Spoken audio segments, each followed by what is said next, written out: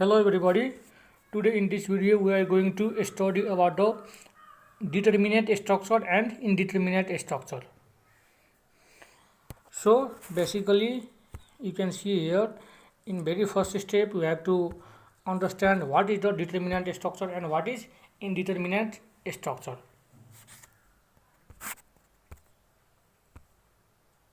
So we have a topic determinate structure and indeterminate structure.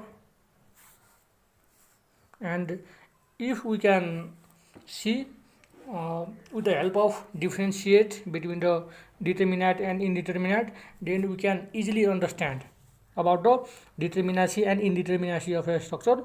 So in this video we are going to study with the comparison, okay, because comparison makes easy to understand and easier to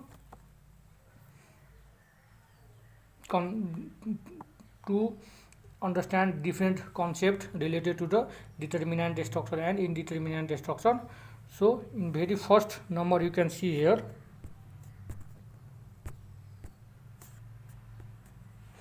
equilibrium conditions are fully adequate, okay, for determinant structure. The equilibrium condition, you know the equilibrium condition, that is summation x equal to 0 and summation y equal to 0. These two are the equilibrium conditions.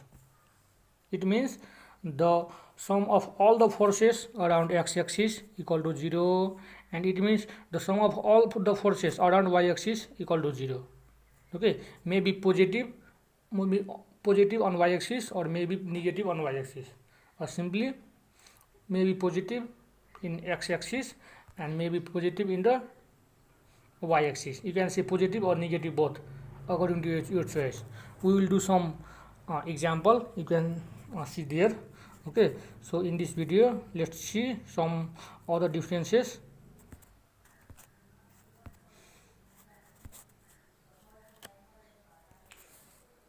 So next one is conditions of equilibrium are not adequate to fully analyze the structure.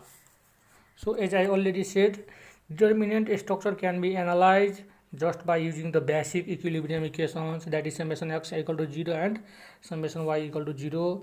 But indeterminate structure cannot analyze with the help of these two basic equations. We need some more compatible equation for the analysis of indeterminate structure. So next one is bending and moment.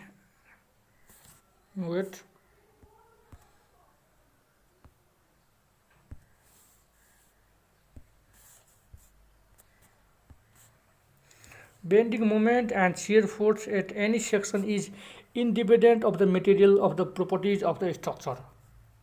Okay, the bending moment and shear force is independent to its material properties, but for the indeterminate structure, both the bending moment or shear force at any section depends upon the material property of the bodies. Okay, so this is the you need to understand, because determinate structure does not depend upon the indeterminate structure does not depend upon the material property of the body, but determinate structure depends upon the material property of the structure. So this is one of the most important point. Now let's move on the next one, the bending moment or shear force.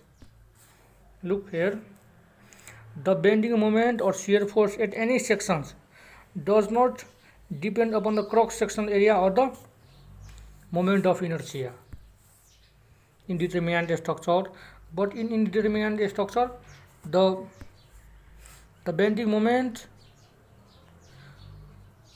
or shear force at any section depends upon the cross section or moment of inertia. So this is the third one.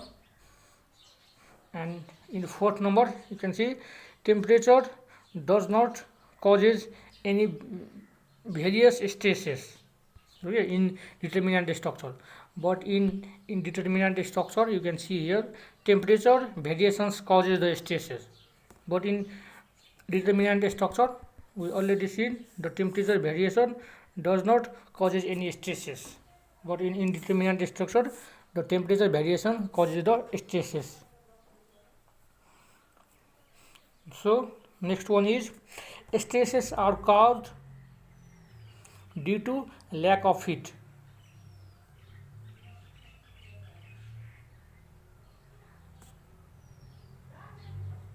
In the determinant structure, okay, but in determinant structure stresses are not caused due to the lack of heat. And next one is, as I already said in the first number, that is equilibrium conditions are sufficient for determinant structure and equilibrium conditions are not adequate for the indeterminate structure. So extra conditions like compatibility of displacement or are not required to analyze the structure, because only basic equilibrium equations are sufficient to analyze the structure. But in this structure, extra conditions like displacement equations and many more compatibility equations are required to analyze the indeterminate structure. So basically these are the main differences, or you can say major components or major points that we should understand between the determinant structure and indeterminate structure. Okay, so I hope you guys understand about the determinant structure and indeterminate structure. And in this video we do this much, and in next video we will study more about the determinant structure and indeterminate structure, what are the conditions and how we can analyze determinant structure, indeterminate structure, and we will see some basic numericals related to the determinate or indeterminate structure. Okay, so I hope you understand. Thank you very much. Please do like, share and subscribe the channel. Thanks for watching.